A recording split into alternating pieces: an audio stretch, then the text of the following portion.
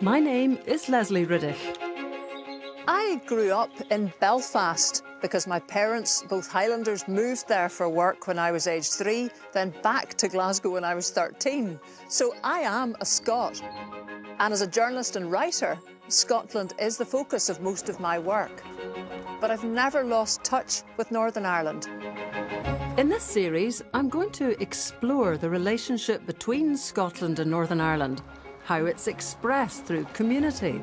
I think the southern part of Scotland would nearly be like the 7th county. The amount of Northern Irish folk that have moved across.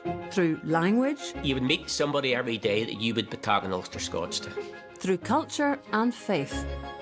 And I'm going to meet people on both sides of the North Channel for whom those things that link Northern Ireland and Scotland are an integral part of their lives, their identity and their future. I don't know if it's Ulster Scots, if it's Scot-Irish or what it is. I don't know what the label is, but there's something there.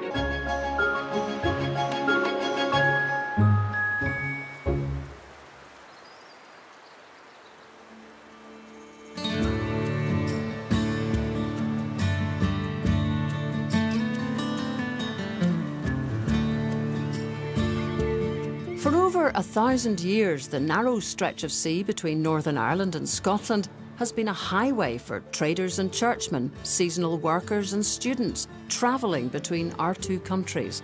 And it's those connections forged through work and faith that I want to find out more about.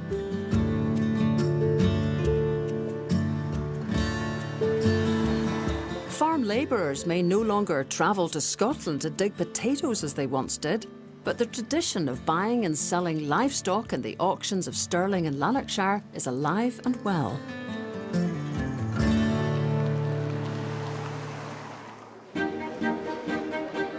Laurie and Symington Auctioneers in Lanark is one of the biggest marts in Scotland.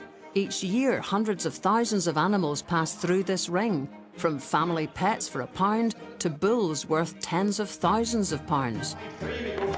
We have a dozen of mixed Japanese and Mexican. Among the 30 staff is farmer and auctioneer David Lowry from Saintfield in County Down. 3 and bid 4, £4 and 5, £5 6, 6 and bid 8, and bid 8 and 8 and bid 8 pound. I started in 1976 as a boy in my local town in Saintfield.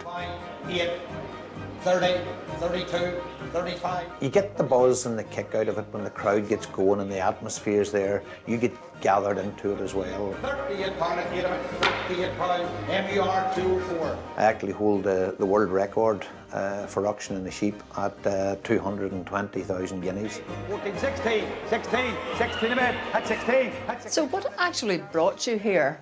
Probably the price of land. I could buy land in Scotland for anywhere between £2,000 and at the very most nearly £3,000 an acre.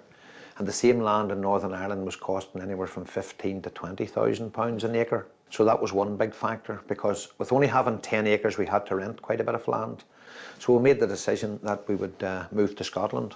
On April Fool's Day I bought the farm privately over the phone, and I remember going up the stairs. My wife was already away to bed and saying, I have a farm bought in Scotland. And she says, ha, April Fool. I says, you're either on the bus or you're not on the bus. And family ended up in Scotland and never looked back. David keeps 200 Simmental beef cattle, and vet Chris McGregor has come to check on some of them. Right, we've got some fluid in her uterus, certainly. Well, that's good news for a start. Yeah, so she's in calf, so she is. She's in calf, okay, Yeah, good. Just about that 6 weeks. About the 6 weeks mark? Yeah. Good, well, that's good news at least.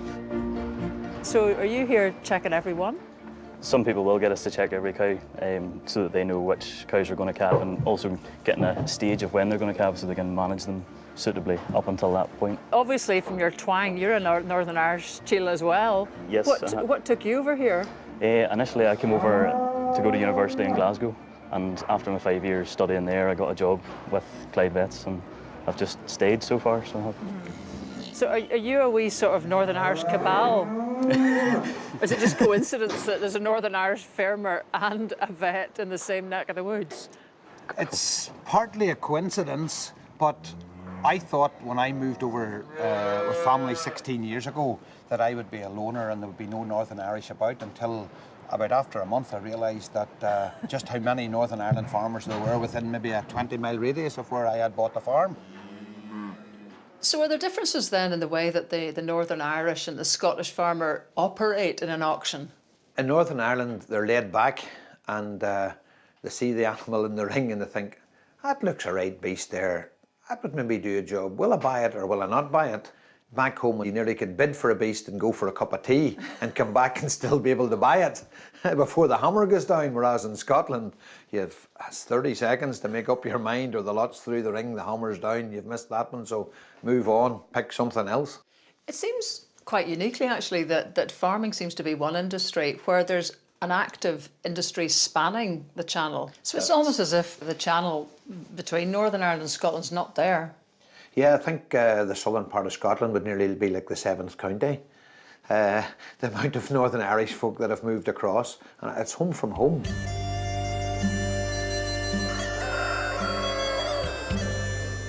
I knew there were a fair few Ulster folk living in this part of Scotland, but I'd no idea just how much business goes on between the Northern Irish and Scottish farming communities. Of course, agriculture isn't the only thing we share. One of the most enduring ties between our two countries is religion. And the links between the Presbyterian Church in Ireland and Scotland are particularly strong. The first Presbyterian congregations were established in Ireland in the early 1600s by settlers from Scotland. And there's been a flow of ideas and people backwards and forwards ever since.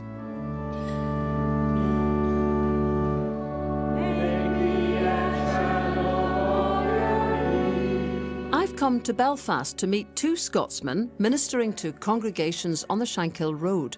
Jack Lamb is originally from Stirling and was called to Townsend Presbyterian Church in 1996.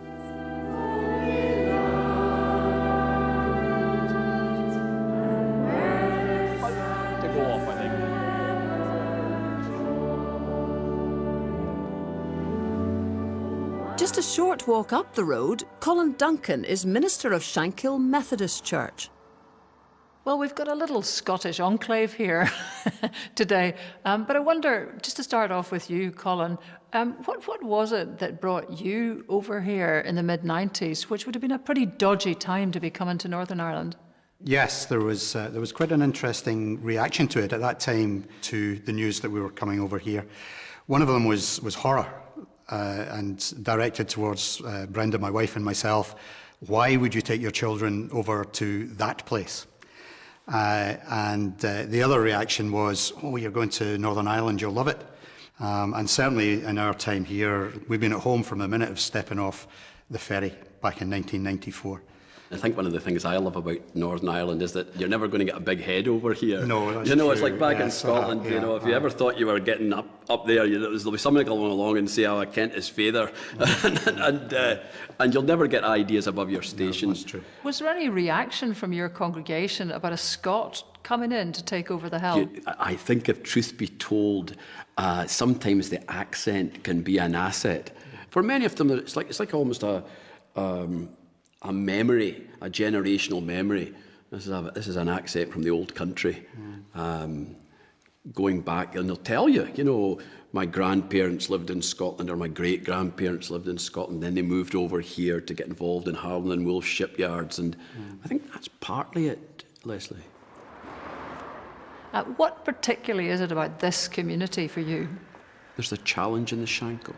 I think as ministers we've got to face the fact that despite there being roughly 41 places of worship in the Greater Shankill area, of the local population attending church services on a Sunday morning, it's reckoned to be something between 1 and 3% of the local population. Coming into the Shankill, this is a very working class sort of community. With people, what you see is what you get. There's no back doors to them.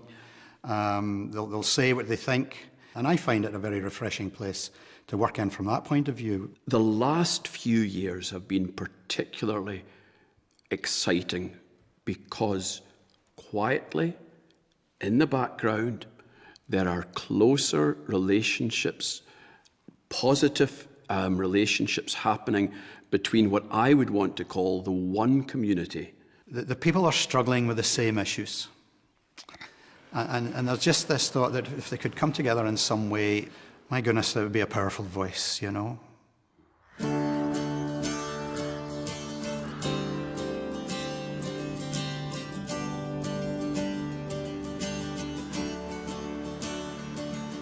Working class Belfast is the subject of a performance I saw recently at the Edinburgh Festival that made a real impression on me. I'm here at the Tron Theatre in Glasgow to meet its creator, Matt Regan. The Millies. They're outside the factory now, shouting, whistling, watching the afternoon fade till the streets are still. Och, there's Belfast being made inside the giant linen mill. So consider the mill, those old machines from the mucky past. The show kind of unfolds like an album. There's kind of tracks, little bits. And one of the many bits we talk about the millies, which is a slang term for women who work in the mills. I think there's a very easy kind of metaphor about them making fabric and making the fabric of Belfast. And a lot of my family were millies. So I really connect to them making things. And I talk about the Ulster Museum. I talk about my experience of Belfast. In that superheated atmosphere, you are wet with water. Your hands are torn and lacerated to the bone for your contribution to the material of Belfast. It kind of makes you wonder, actually, why Scots theatres would get behind a piece of theatre that's fundamentally about Belfast. Aye, that was one of my concerns early on. I was always a little bit worried about, do they understand, or are they relating to this wee story about Belfast? And continually, people really would connect to it.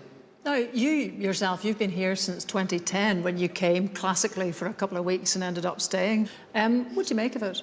Oh, it's wonderful. But it's so similar in so many ways. The people are so similar.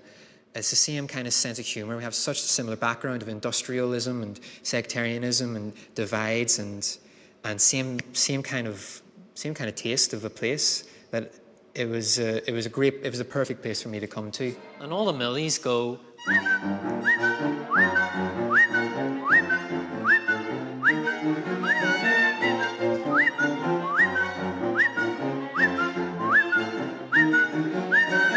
So I says, so I do absolutely shocking, so it was. Okay, Peter, how you doing, love? You all right? Those links that we've looked at, are they still there? Are there still links really between Scotland and Northern Ireland? Yeah, definitely. I think it might be more one way than a lot of people would like to think. I think it is Northern Ireland looking outwards and a lot of young people my age looking outwards. There's a huge contingency of us over here, Northern Irish people over here, who are contributing over here. And one of the exciting things was hopefully me bringing this show to life and persuading people to consider Northern Ireland and consider Belfast. Glasgow is such a vibrant cultural hub. I can't wait to see Belfast like that. Matt raises a point I've often wondered about. Is the relationship between Northern Ireland and Scotland one-sided? Certainly, many more young people leave Northern Ireland to live in Scotland than vice versa. But when you consider the contribution they make to Scottish life and culture, I'd say Scotland gains quite a bit from its connection to Northern Ireland. Here you can stop and listen to voices in linen.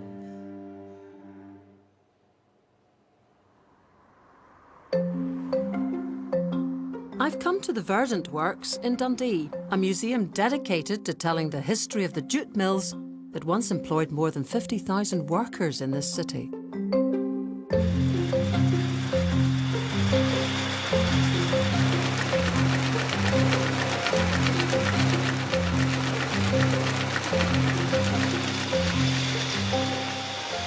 Just one of these machines makes an incredible noise, and they're just a third of the size of the originals. Can you imagine the noise there must have been for the mill girls, the millies that Matt sang about, working here 8 to 10 hours a day with these machines clanging away in the background?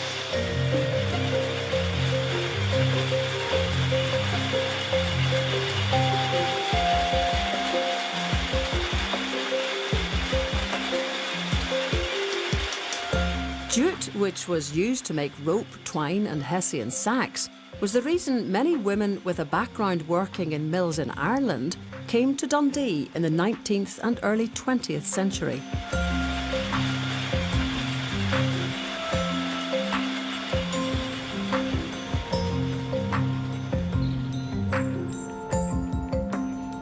But the mills have long gone, and today it's Dundee's universities that draw young people here from Northern Ireland. It's a tradition that dates back to the 17th century, when there was no university in Ulster. Then Anglicans went to Trinity College Dublin, but most Irish Presbyterians seeking third-level education came to Scotland.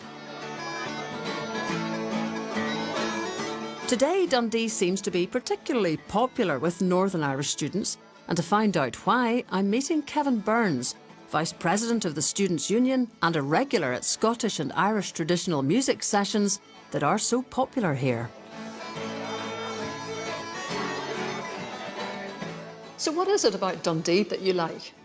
It's small enough to know everybody, and it's big enough to still have loads of things to do. It's not one of those cities where it's a bit anonymous, if you know what I mean. You know everybody. Somewhere around 50% of our students are international students. They come from everywhere. It's like an international village, but it's still a village. It's still very, very small. What do you think Northern Irish students contribute to Dundee? Our accents, honestly. That's true. Yeah, no, it's true. I mean, if you walk around this campus, you hear people from all over the place. I can almost pinpoint the town they're from at this stage, if you know, if not, definitely county. Students not from Northern Ireland kind of develop a twang. I mean, it's an accent that sticks. That's the thing. You know what I mean? Like that kind of it carries through. And does it feel like home from home? Yeah, I mean, home is still home, but I feel established here. I feel like I know a lot of people. There's Northern Irish people behind every shop counter and bar. And musicians? Musicians, oh, loads of musicians. You're hard-pressed to find a society or a sports team in Dundee that doesn't have Northern Irish students. And also, you know, we bring our sports over here, and we participate in the kind of native sports here. I mean, the shinty team is full of people from Belfast. Gaelic team is full of people from Glasgow.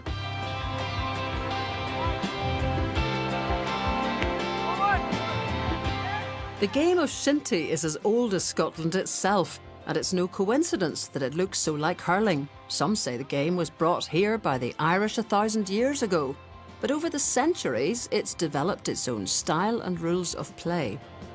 Jenny Cunningham had played hockey back home in Comber and took up shinty when she came to study in Dundee. Jenny, you're a Northern Irish lass here in Scotland. What on earth would bring you to shinty? Well, I just thought I've come to Scotland, so I might as well try something that's very Scottish. So I'd given camogie a crack as well and just thought, why not try shinty too? And tell me about shinty, that it looks like hockey, but it's a lot freer, shall we say? Well, I mean, it is very similar to hockey. A lot of people say it's just a bit rougher, but it's not. It is a contact sport, but it's not that bad. You know, there are rules, so you can't just flatten someone. And I mean, that's compared to hockey, but compared to hurling or camogie, how does it compare? Is it the same, basically? Well, sometimes some of the hurling ones would come and play with us, and they do hurling versus shinty as well, so they are quite similar in a lot of ways. There's a lot of similar rules. It feels to me that Dundee is half full of Northern Irish students. I mean, maybe that's just my perception, but is that what you feel? It does feel very much like Belfast, and the people are really friendly. It feels like home, you know. It doesn't feel like you've come to another country. And are you planning to stay here or leave when you've finished your course? I could actually see myself staying here. There's a lot more kind of job opportunities where I'm interested in Scotland, and I absolutely love it here. And you're only a flight away from home or a quick ferry, so it's not too far. It's interesting that all the Northern Irish people I've met who now live in Scotland express this same idea of it being home from home. Whether they came here for better work opportunities, to buy more land or to study, It's that easy familiarity of the place and its people that's allowed them to stay.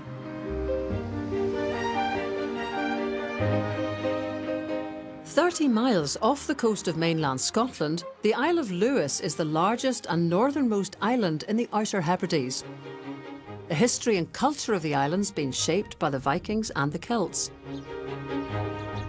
More people here speak Gaelic than in any other part of Scotland, and it's one of the few places where the Sabbath is still strictly observed. Everything's closed here on Sunday.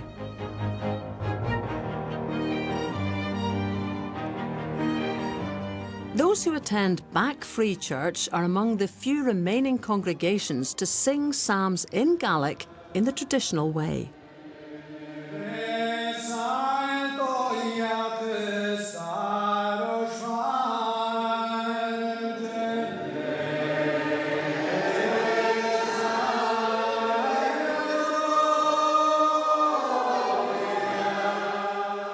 We've been listening to this fantastic, emotional, powerful wave of sound that is Gaelic psalm singing. Yes, yeah. You're the presenter. What is the whole technique?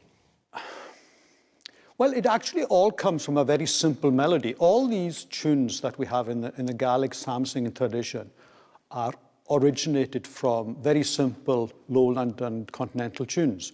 So what we have done, or what the Gaelic tradition has done, is they've taken these simple melodies and they have ornamented these melodies with grace notes.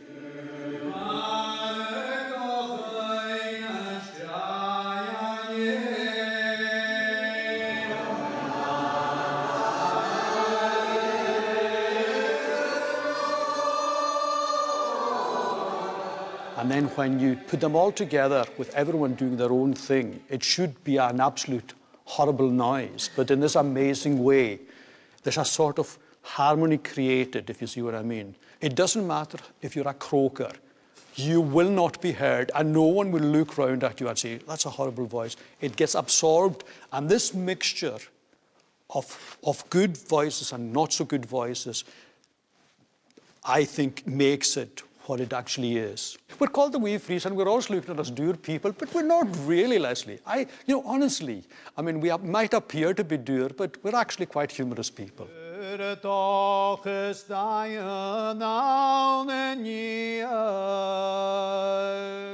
the other thing that's unique is using Gaelic. It actually totally suits the Gaelic style. Now, people would ask me, can this be done in English? And I said, yes, it can, but it won't sound right in English. This system, I think, that we have reflects what I would call the Sean Nos Gaelic singing style. In other words, what we were allowed to do in the Protestant tradition, we were allowed to take what essentially is a secular style of singing into the church.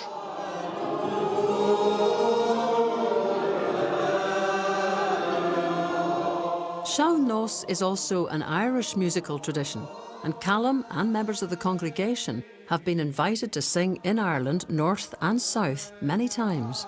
See, this connection that we have with Ireland, I think, is a very strong connection. I sometimes actually think that musically we've got more in common with Ireland than we have with southern Scotland. It must be very confusing, though, to folk in Ireland when they are hearing Protestants using Gaelic in song the way you do. It seems to confound all the divides within Absolutely. Ireland. Because even now, the vast majority of Protestants in the north of Ireland, they look on the Gaelic as being very much a Catholic thing. And historically, that's not true, because the other thing that I find really intriguing, over in Ireland historically, the Protestants were singing in Gaelic because there's a Bible called the MacLeod Bible over there. Interestingly, they have got the Psalms exactly in our metre in the Gaelic language. And the thing about the Psalms, Lesley, is theologically you're on safe ground. No, everyone likes the Psalms, whether you're Catholic or Protestant. Well, that was a complete surprise. There's music, language and religion in there, but not grouped together in the way you might classically think from a Northern Ireland perspective. One thing's sure, though, when it comes to culture and tradition, nothing in Scotland and Northern Ireland is as straightforward as you'd think.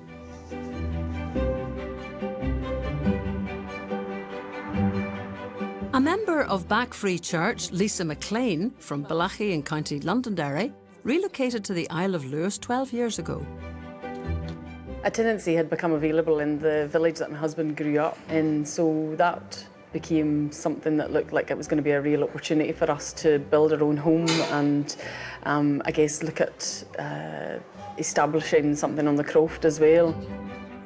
One of the first things I actually commented on when I came here was, I couldn't believe there were no hedges. It just seemed so strange to have no hedges. I think people back home and people here are quite similar.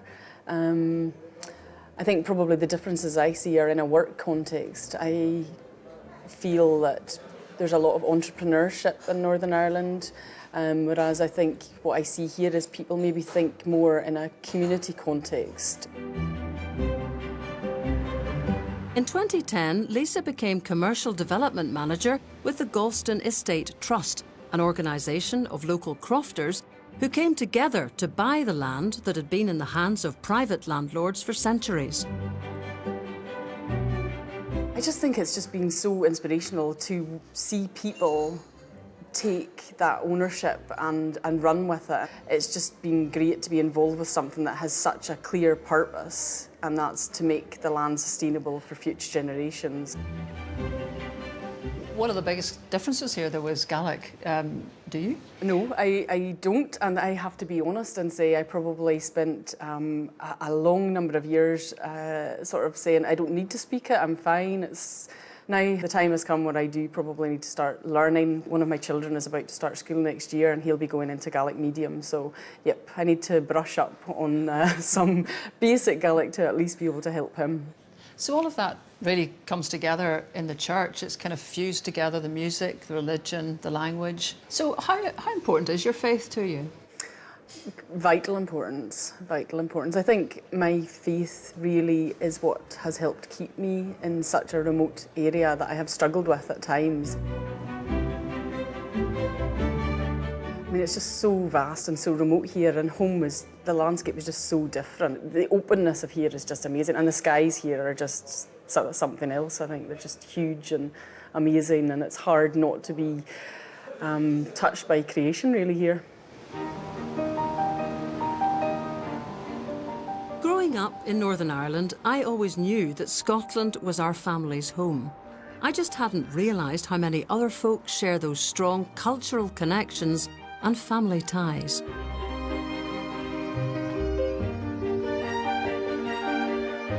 In this series, I've discovered those connections aren't just ancient history or some shortbread tin version of culture. The Scots traditions played out in Northern Ireland are alive and kicking. Language is important to community and identity in both countries. One thing that's kept coming up is the ease with which folk from one nation fit and flit to the other. Whether it's a Scot in Northern Ireland or a Northern Irish person in Scotland, they all describe their new surroundings as a home from home.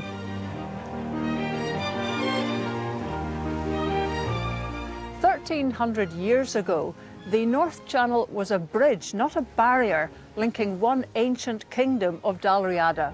Is it really so different today?" And you can catch previous episodes of this series on the BBC iPlayer. Another special relationship on the racecourse next on BBC Two Northern Ireland. It's all about winning, being the top jockey and being A.P. McCoy.